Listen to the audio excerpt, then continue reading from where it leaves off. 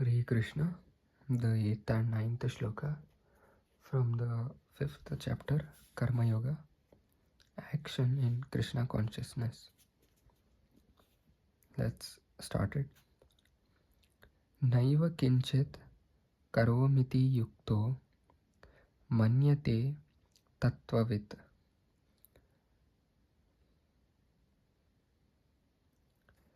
Pashyan shrinvan sprishan jigran ashnan gachan swapan shvasan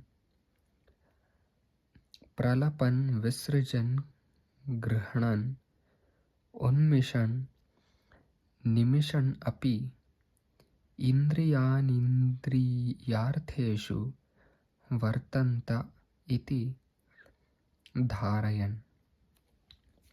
A person in the divine consciousness, although engaged in seeing, hearing, touching, smelling, eating, moving about, sleeping and breathing, always knows within himself that he actually does nothing at all. Because while speaking, evacuating, receiving or opening or closing his eyes, he always knows that only the material senses are engaged with their objects and that he is aloof from them.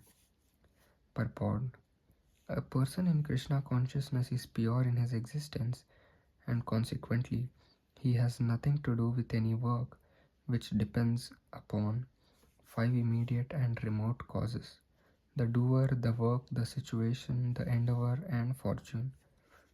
This is because he is engaged in the loving transcendental service of Krishna. Although he appears to be acting with his body and senses, he is always conscious of his actual position, which is spiritual engagement. In material consciousness, the senses are engaged in sense gratification, but in Krishna consciousness, the senses are engaged in the satisfaction of Krishna's senses. Therefore, the Krishna conscious person is always free, even though he appears to be engaged in affairs of the senses. Activities such as seeing and hearing are actions of the senses meant for receiving knowledge, whereas moving, speaking, evacuating, etc. are actions of the senses meant for work. A Krishna conscious person is never affected by the actions of the senses. He cannot perform any act except in the service of the Lord, because he knows that he is eternal servitor of the Lord. Hare Krishna.